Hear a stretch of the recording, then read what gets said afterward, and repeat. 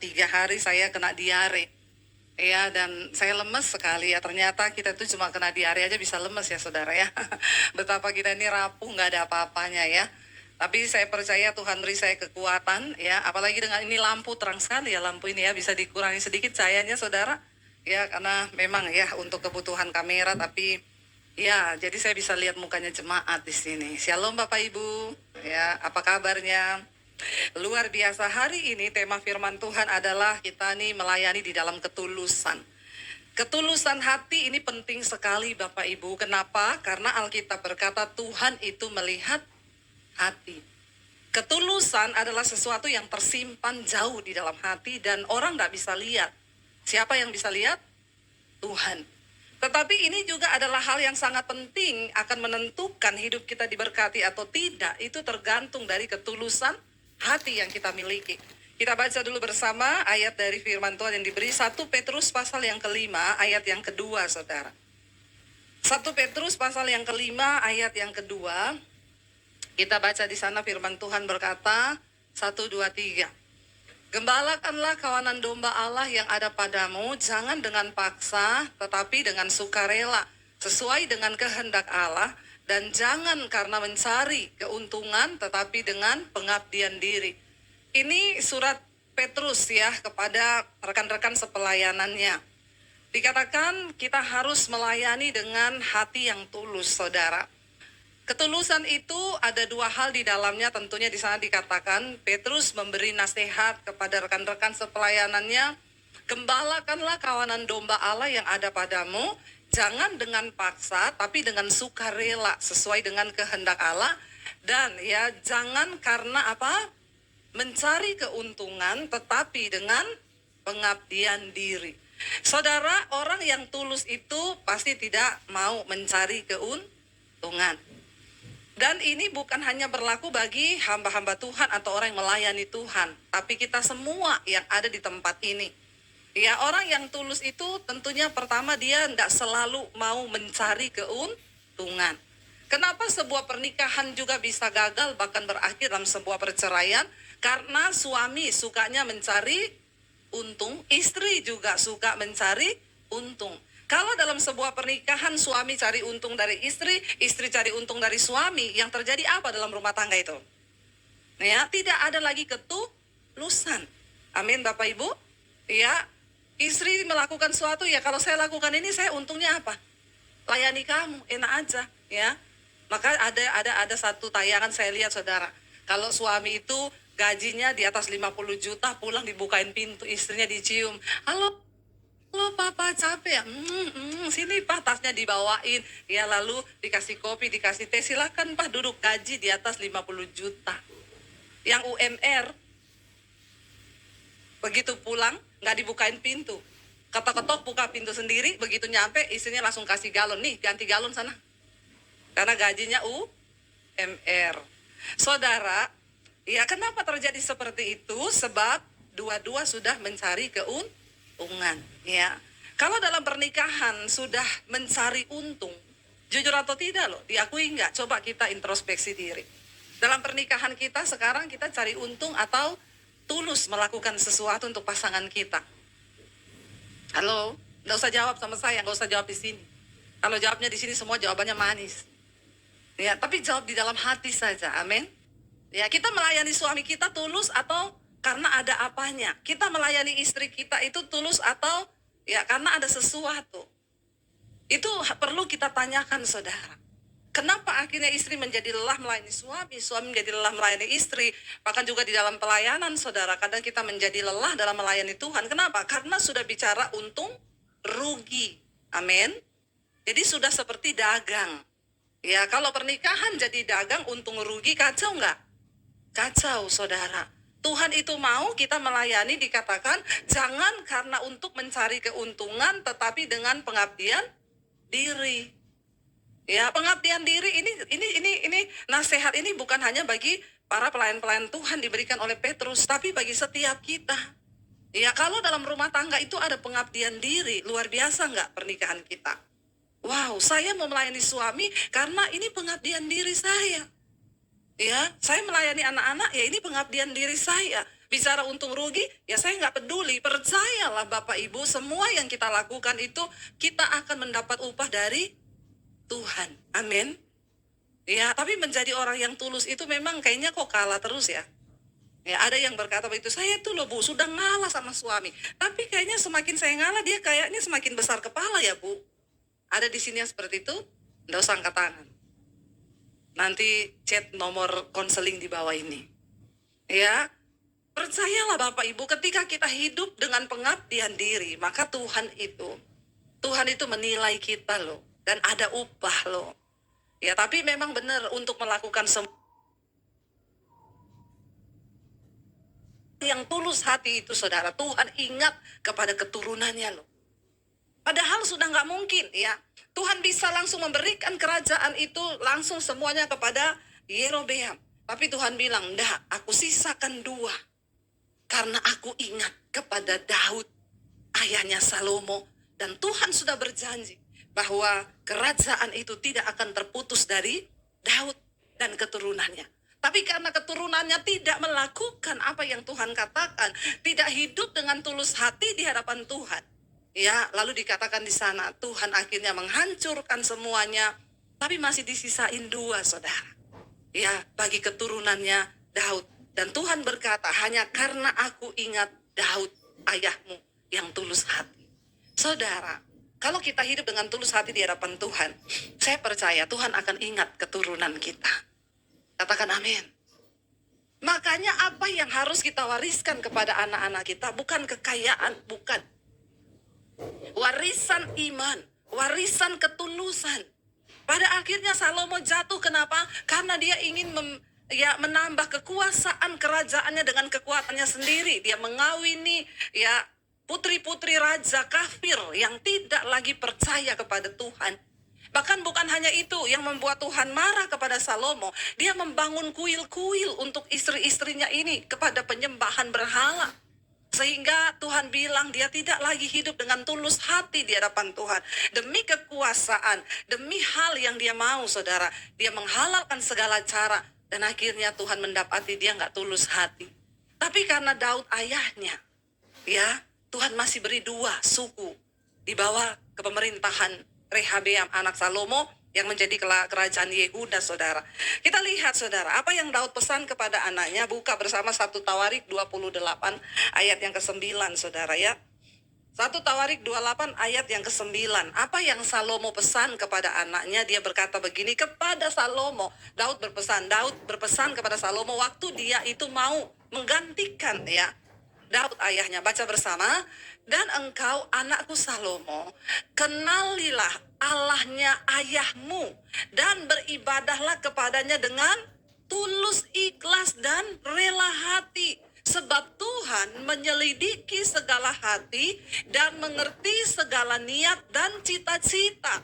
Ya, jika engkau mencari dia, maka ia berkenan ditemui olehmu. Tetapi jika engkau meninggalkan dia, maka ia akan membuang engkau untuk selamanya. Katakan, amin. Saudara, ketika bahkan Daud hendak turun dari tahtanya dan akan mengangkat Salomo menjadi raja menggantikan dia, dia berkata kepada Salomo, tetapi engkau, hai anakku Salomo. Dia bilang apa? Kenallah Allahnya ayahmu. Loh, luar biasa loh, saudara.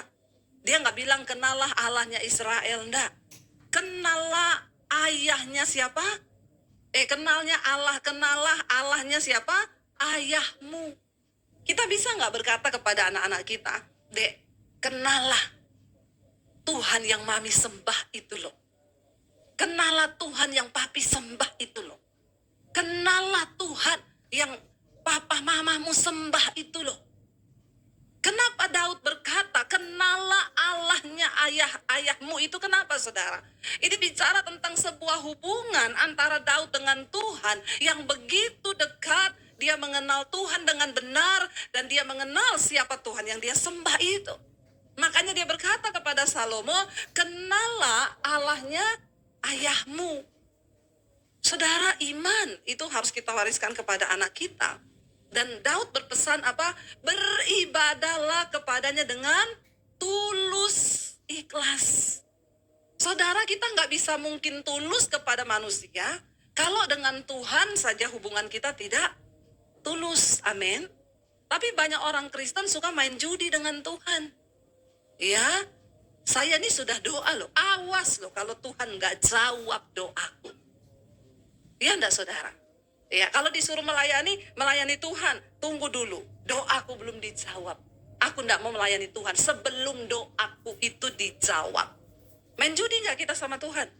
Ya, kita lupa bahwa nafas hidup yang kita hirup ini adalah pemberian Tuhan. Engkau bisa napas, engkau bisa berjalan, keadaanmu bisa baik-baik saja, itu semua karena Tuhan.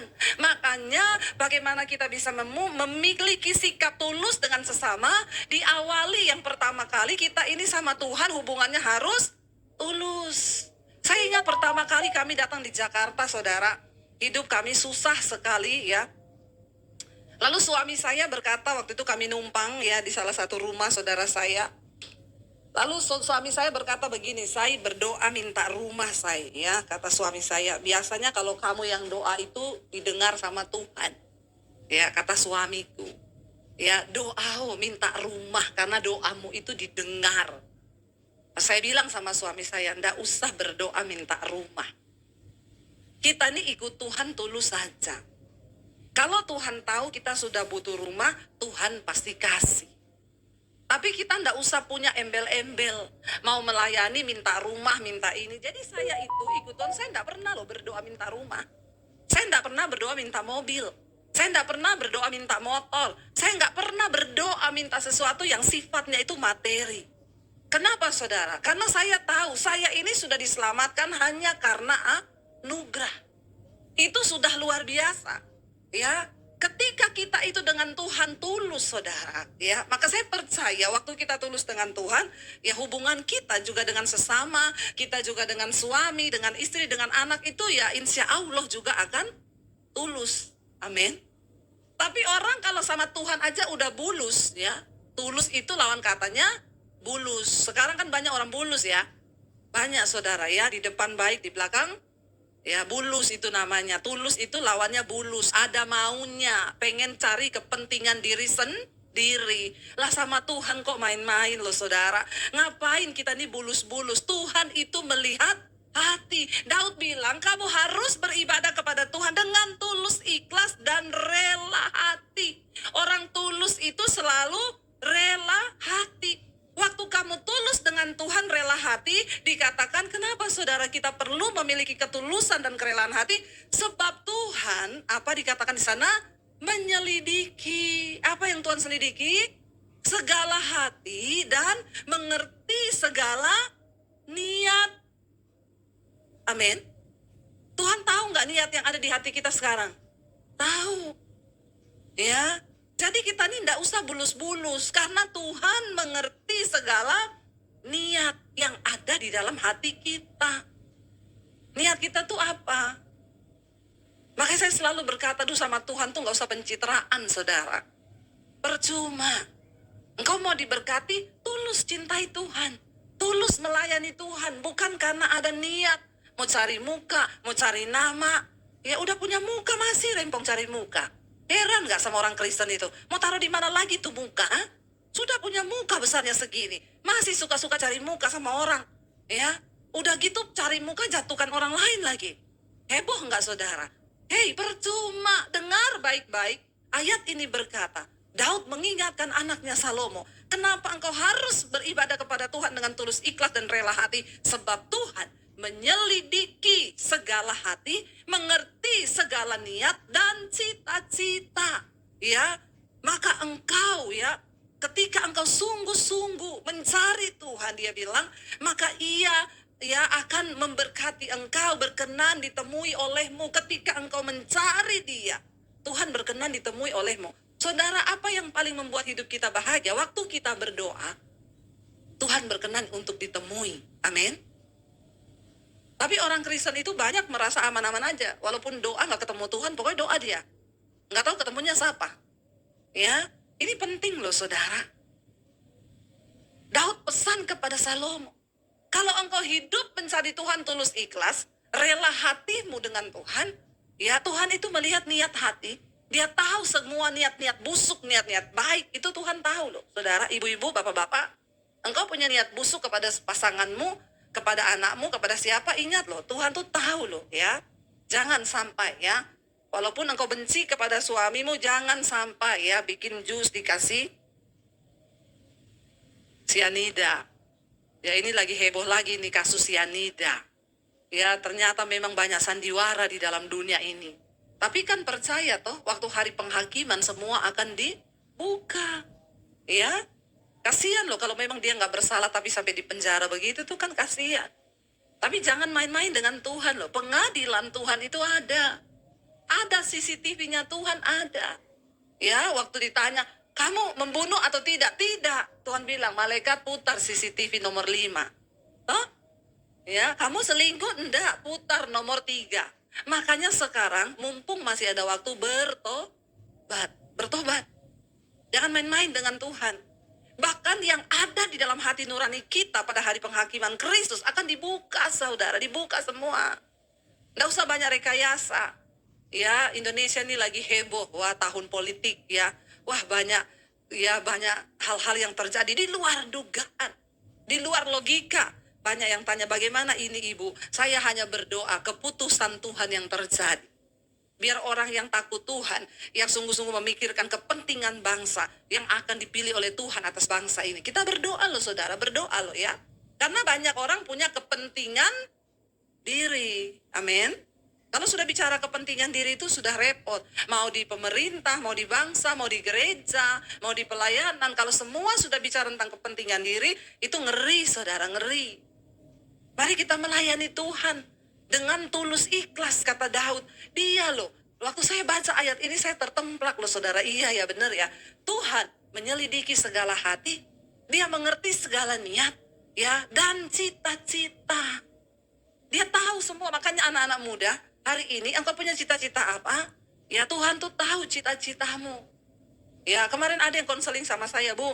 Saya ini punya pacar. Terus tiba-tiba pacar saya ini berubah. Terus ya kami ini orang tua sudah tahu kami pacaran. Terus saya ini kalau konseling begitu ya. Terus kami akhirnya marahan, tidak cocok, kami pisah. Terus ini orang tua saya suruh saya balikan sama dia. Terus tapi sekarang pacar saya berubah, Bu. Dia nggak mau lagi sama saya. Terus lah iya, Bu. Makanya sekarang saya mau tanya bagaimana ini, Bu. Sudah berhenti di situ. Ya gampang toh yo. Kamu harus percaya bahwa jodohmu itu ada di tangan Tuhan. Tapi sekarang dia nggak peduli sama saya, nggak pernah telepon, nggak pernah apa, ya biarin aja. Makanya anak muda saya mau bilang kalau pacaran jangan terlanjur dulu. Banyak orang itu nikah karena sudah terlanjur. Akhirnya salah menikah. Masuk dalam pernikahan bukan yang bulan madu tapi bulan racun. Ya saya bilang ya kamu cari Tuhan sekarang. Tapi dia sudah cuek. Ya sudah kamu juga cuek. Cari Tuhan aja. Apa kamu harus mengemis-ngemis sama dia? Ya kamu harus percaya. Disinilah kedaulatan Tuhan. Sebab Tuhan mengerti segala niat, segala hati. Ya jangan sampai kamu berpikir, waduh cinta ditolak, dukun bertindak. Nanti kamu datang sama saya bilang berdoa, berserah sama Tuhan, kamu tidak terima. Terus nanti kamu cari orang pinter. Jangan saudara.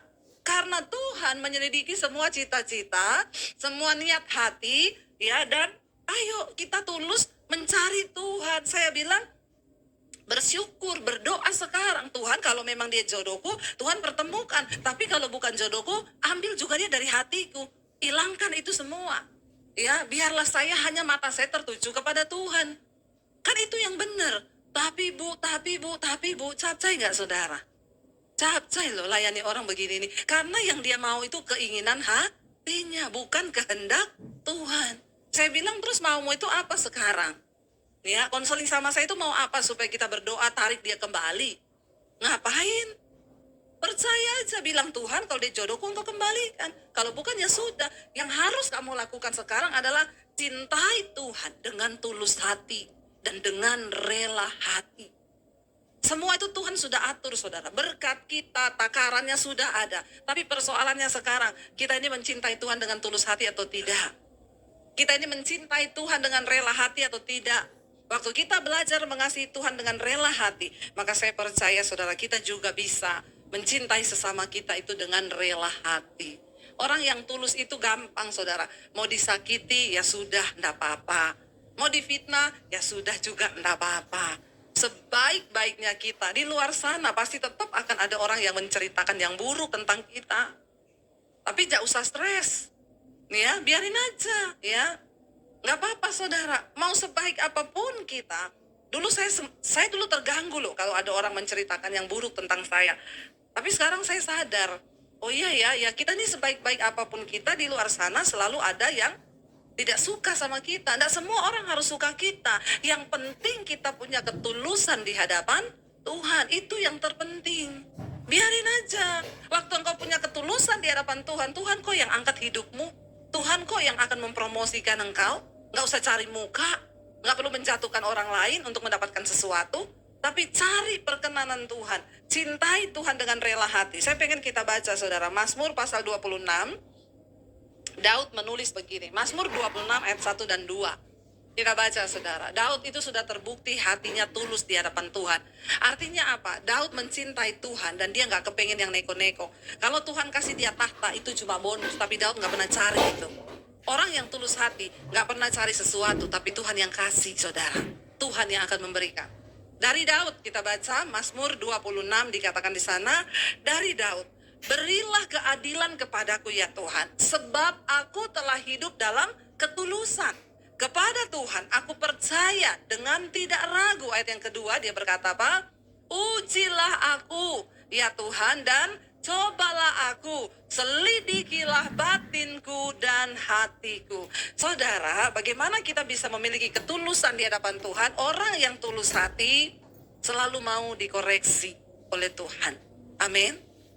Mau dikoreksi juga oleh sesama. Ya, istri ketika kita dikoreksi oleh suami, ketika kita dikoreksi oleh siapapun, mari kita menerima itu. Dikoreksi oleh anak, ya siap untuk minta maaf, ya. Nggak apa-apa, ya siap. Bilang maaf kalau kita sebagai orang tua salah. Saya nggak pernah ragu untuk ngomong maaf ke anak-anak kalau memang saya yang merasa saya salah. Ya, saya ngomong maaf ya, maafin mami. Nggak apa-apa. Ya, kayaknya kita susah ya baca maaf. Saya pernah lihat satu komedi itu dia diajak istrinya, sini yuk kita belajar baca ya. Suruh baca yang susah-susah ya. Dibaca sama istrinya. Kalimat-kalimat yang susah dibaca semua, begitu ditulis maafkan aku salah. Coba bacain, istrinya nggak bisa baca loh. Ya, baca ini sayang. Padahal habis disuruh baca ini dibaca ini integritas, dibaca kalimat-kalimat yang sudah dibaca. Begitu sampai di kalimat yang terakhir, maafkan aku salah. Baca ini istrinya. Memang sulit bagi kita untuk mengakui bahwa kita salah. Sulit untuk kita berkata maaf, tapi orang yang tulus hati, dia rela untuk diuji, saudara. Daud berkata, ujilah aku ya Tuhan. Aku ini hidup dengan tulus hati di hadapanmu, tapi ujilah aku Tuhan. Cobalah aku, selidikilah batinku dan hatiku. Makanya ada pujian yang berkata, ujilah aku Tuhan, cobalah aku Tuhan, selidiki hatiku dan batinku, mataku tertuju padamu. Orang yang tulus hati mau diuji, saudara. Kalau hari ini saudara sedang mengalami ujian dari Tuhan, terima itu dan berkata, Tuhan, terima kasih buat ujian ini. Kalau hari ini kita sedang menghadapi pencobaan, bilang Tuhan terima kasih. Orang yang tulus hati menerima semua dalam hidupnya itu dengan mata yang hanya tertuju kepada Yesus. Tidak apa-apa, ini berat, iya Tuhan. Aku tahu ini berat Tuhan. Tapi aku hanya mau memandang kepadamu sebab aku tahu Tuhan tidak pernah salah. Makanya ayat yang pertama tadi Daud bilang apa? Tuhan berilah keadilan kepadaku ya Tuhan. Sebab aku telah hidup dalam ketulusan. Dan kepada Tuhan aku percaya dengan tidak ragu-ragu. Orang yang tulus hatinya percaya sama Tuhan. Jangan pernah ragukan Tuhan. Waktu kita tidak meragukan Tuhan, kita percaya bahwa semua yang terjadi di hidup kita itu seizin Tuhan. Saudara, mari kita belajar mencintai Tuhan dengan tulus hati. Tidak usah banyak permintaan hari-hari ini. Aku mau gini Tuhan, tapi jawab dulu ini. Aku mau gini Tuhan, tapi berkati dulu. Tuhan, aku mau gini. Tidak usah. Mari kita belajar memiliki ketulusan hati dalam beribadah kepada Tuhan, mengasihi Tuhan. Saya undang para imam musik maju ke depan. Biarlah hari-hari ini saudara kita mau berkata kepada Tuhan, Tuhan koreksi kami Tuhan. Uji kami Tuhan. Kalau ada yang tidak berkenan di hidup kami mau Tuhan bentuk kami menjadi setulus dengan yang Tuhan mau. Ingat saudara, waktu kita hidup dengan tulus hati, anak cucumu akan mendapat berkat.